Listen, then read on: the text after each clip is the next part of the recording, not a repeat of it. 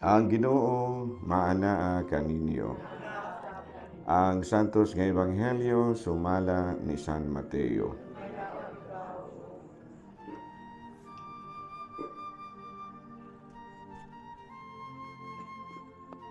Sa pagkadungog ni Jesus sa balita nga gipatay si Juan, mibiya siya ni adtong dapita sakay sa usa ka sakayan, ug miadto nga nag-inusara sa usa ka dapit nga awaaw. Nakabalita niini ang mga tawo ug namiya sila sa ilang mga lungsod ug milakaw sila aron pag-angpas kaniya. Si Jesus mikaw sa sakayan ug sa pagkakita niya sa dakong pundok sa mga tawo, giabot siya dakong kaluoy kanila ug giayon niya ang ilang mga masakiton.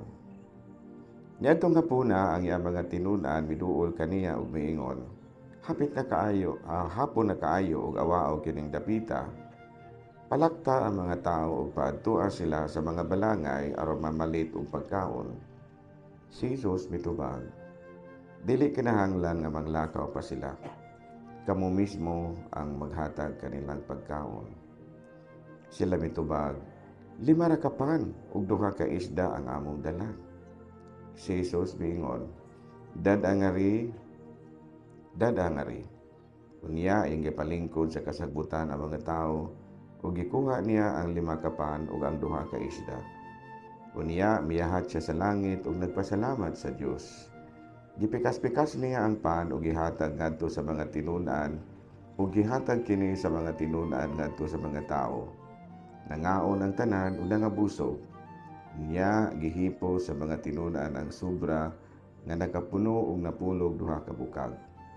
5,000 ang gidaghanon sa mga tawo nga nangaon, walay labot sa mga babayi ug mga bata. Mga igsuon ko diha ni Kristo ang ebanghelyo sa Ginoo.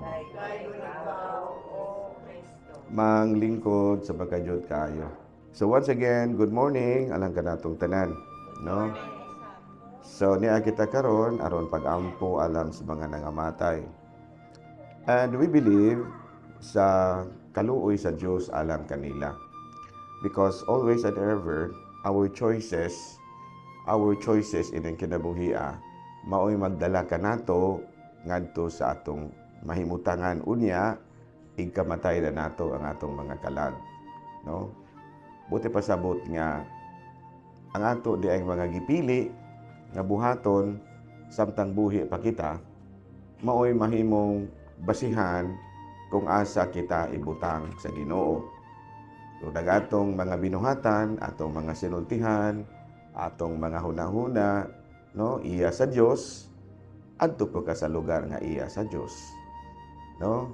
Kung hingpit ang imuhang pagpili nga adto gyud ka didto pinaagi sa imong mga mayong pinulungan, pinaagi sa imong mga mayong binuhatan, pinaagi sa imong mga mayong hunahuna.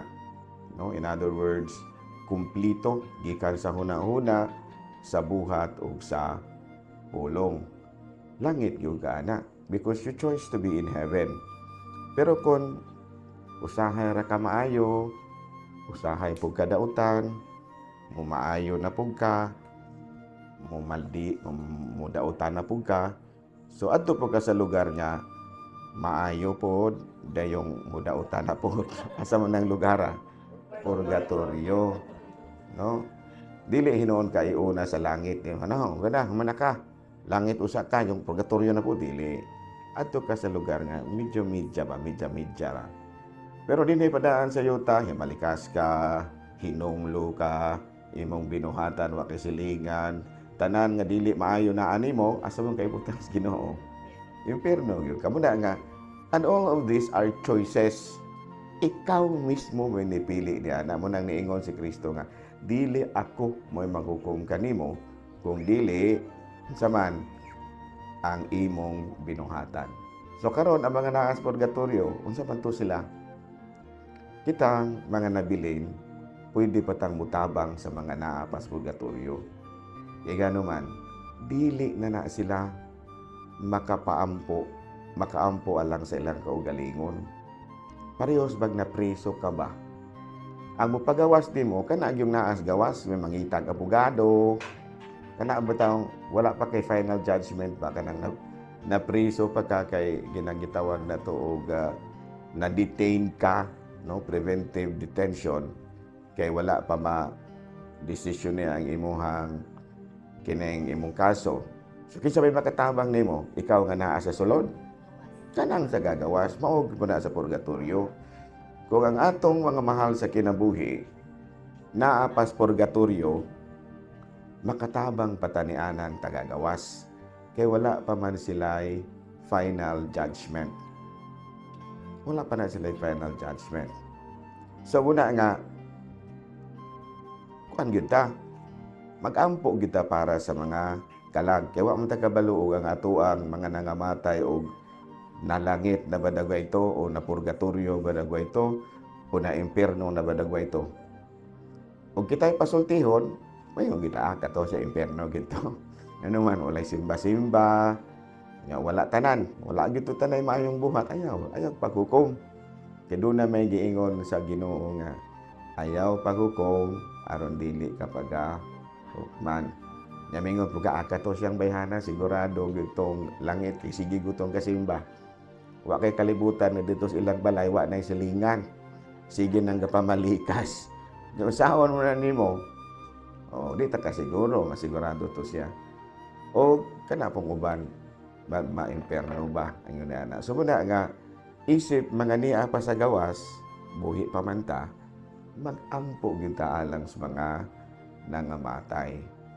Nga man, makatabang kita. Di ba no? Nga usaon ba nato nga, dili ta ma-imperno, dili po ta ma-purgatorio, kanunay natong hinulsulan ang atong mga sala. Usa nga daan sa paagi sa paghinulsol, musimba ka matag Domingo, kay kada Domingo man ka nang hinulsol. Kana kung tinud-anay po ng imong paghinulsol. Diba? Kung sa may gisultis pare, aron maandam kita sa pagsaulog ni Santos nga misa, atong hinulsulan ang atong mga sala magdungan. Nagakumpisal ako. Kana siya, makatangtang na sa imong mga kanang gitawag sa in English og venial sin.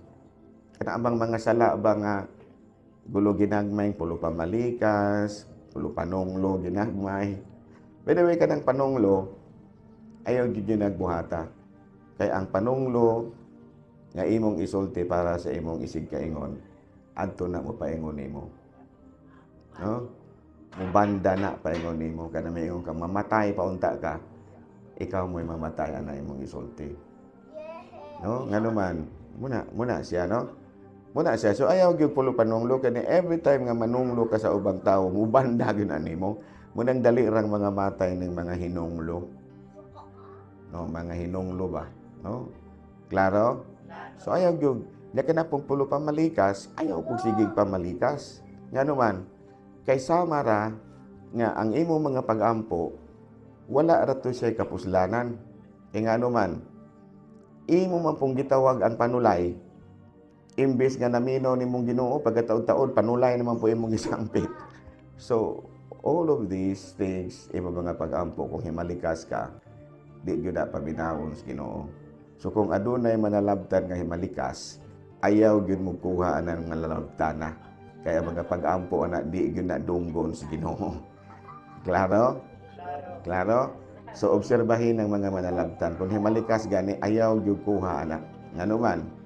Kaya ka na mga pag-ampo, ana, wa ginadungga sa Ginoo. Klaro, mga manalabtan? Ano? So, ayaw yun mong pamalikas. Kaya ka nang inyong mga pag-ampo, wala na paminawas Ginoo. Kaya mo sangpit man pugkas panulay. So, ayaw yun. Once nga manalabtan na ka, lunlun pang Ginoo na ginang mugawa sa imuhang baba. Kaya kung magsige kag pulo pamalikas, daghan ra bagyong mukuha nimo og pangadyan na memorize na gud nimo nang kuan. Kanang nobinahan, di pag-ando day wala paminawas Ginoo kay anuan. Malikas mo ka. Klaro? O klaro na siya. Una ako pare ko, maglikay kay ako himalikas be ko. Nagtubo kong himalikas ko pero naglikay gyud kong makapalikas ko kay daghan ra bagay nagpaampo nako. Kanang usahay murag musapot niyo. Murag bag mutira na gyud unta ko nga di pugong gyud kas ka galingon. maupod mong mga inahan. Ayaw mong sigig pamalikas o mabuntag. Kanang inyong pamalikas, adto na mapaingon sa inyong anak. Tinood mo na, kamong mga yawa mo. Di ba no? Kisa may imong gibalikas, imong kaugalingon? Dili ba ya? Imo ba niyang pamilya? Tinood ba ron? Di ba, balagay na malikas nga akong yawa ako, o ganingon anak. Sa ato pa, ayaw yun ang pulo pamalikas, ayaw yun ang pulo panunglo. Imo na'y hinungdan nga imong sakit, wa ginanaayo. Klaro? Sabtan ko. So, sa atong pagpadayon, sa atong pagpamalandong, sa ako na ginaingon, we need to pray. Muna nga, sa atong pag-ampo, kinahanglan nga kinasing-kasing yun. Unya, matud pa diha sa ato ang mga buluhaton kada adlaw, naa ginang gitawag natong paghinulsol. Nga naman, aron nga pag-abot sa kamatay, sa kita mamatay na gamay na lamang taog inog kumpisal. Kanang duol na kang mamatay, gamay na lamang kag inog kumpisal. Kato na lang mga mortal sins. Pero wa man tay mortal sin kayo, wala man dagay mo kapatay og tao. Kung wala kay mortal sin. Ana no? Simba madagay mo matag Domingo. Kung wala mortal sin na. Kanang walay simba-simba. O wala man dagay mo makapanapaw. Kinsa may nakapadapaw ninyo, hinulsuli na. Wala man dagay mo nakapa-abort. So, kining uban kay hilom-hilom na abort or mapukong. Hinulsuli na. Kanang abortion, obispo rin magapasayloan na. Gawas kung mutawag mo, mangumpisal mo niya. Mga padre, ako muna mutawag pa kung obispo, anak, mangayo ko katungod. Nga pagpasaylo ninyo, kaya ako ordinaryo akong pari. Dili ko makapasaylo o nagpakuha ba. So manawag pa kung obispo, anak, may bishop, na ay nangumpisal na to, kunya ang iyang sala, nagpakuha siya. Mangayo kong faculty nga makapabuan niya. Makapasaylo sa iyahan sila. Sige, Father. Mana na siya. No, klaro? Ano man, dako kayong sala ng anghel nga imuhang gilanglang gikan sa sabakan sa ilahan. So katong mga mananabang nga kusog kay mamunlot ini mga bata sa tiyan. Bunluton dito ayaw na gyud nag-usba. Dako gyud mo tulubagon sa Ginoo kung inyo nang buhaton. Ug kana akong accessory to the crime, kana bitong mapamanabdusa ng imong anak na maingon kang, "Ako anak." Apil ka sa sala sa imong anak kung ikuha ginang bata. Ipakuha na bata anak. Antay jud kang gulanga ka. Kanang imong kamaldita nga kanang pakuha-kuha nimo. Maglangoy-langoy kas kalayo sa impierno na imong gihimo. Yan ang hilom mo. So magbinuutan kita, binuutan ha. So muna nga sa atong pagpadayon ni Santos Gamisa, it is all good gani ang kita diri atong yung nabatasan nga mag-ampo kita para sa mga nagamatay. Nga naman, kay maabot ang panahon nga kita na po'y mamatay, na po'y mag-ampo para nato. Okay na uban no? Latay naman ang ubanan, klaro naman, klaro. Sa itsura palang daan, basta mo aksyon nila gani kag luspad nga may pagka abu-abu og jutay. Abuhon ba? Abuhon. Pareho bas kahoy nga, para ber mulaya ang kahoy unsa may mahitabo. Mausog pa usa ang color sa dahon. Kanya ikaw, murag abu-abu naman. Ikaw pa din, abu-abu naman po ko. Ang ganatang mga abu-abu na color din. Abu-abu na gamay, no? Sa ato pa. Hapit na nga hadlok mo kang mamatay, nga kanang kamatayon mo man atong sangputan. Ang importante lang na andam ka. Sa ano pag-andam, bag-uhan na imong kaugalingon. Kanang imong mga utang awa nimo kabayri, hinay-hinayig bayad. Kung panalitan pa din, namatay naman tong among giutangan, gobyerno man tong among giutangan, dili ra to kwintang. Sa dili ang kwarta sa gobyerno, kwarta na sa mga tao, buhis na. So nakautang ka namo, disisisiyo man pa der, mo kung bayad ka. Maogi hapon. Kanang kwarta sa DCCO, kwarta na sa mga membro. Klaro? So manubag ka anas Ginoo. So saan man mo pagbayad? Mo binahinay ko bayad kung naa kay kwarta. Pero kung wala, pinaangay sa mga maayong buhat. no, kanang na mga sala nimo namatay na tong imong giutangan, wa gyud ka ni bayad. Nalipay ka nga, sus, salamat, Ginoo. Praise the Lord, kung namatay na yun itong tigulang. Nawala na ang listahan. Praise the Lord. Hallelujah. So, hallelujah. Nga imo man ang bayaran dito sa purgatorio, pero unsaon man imo pagbayad samtang niya pakabuhi ka.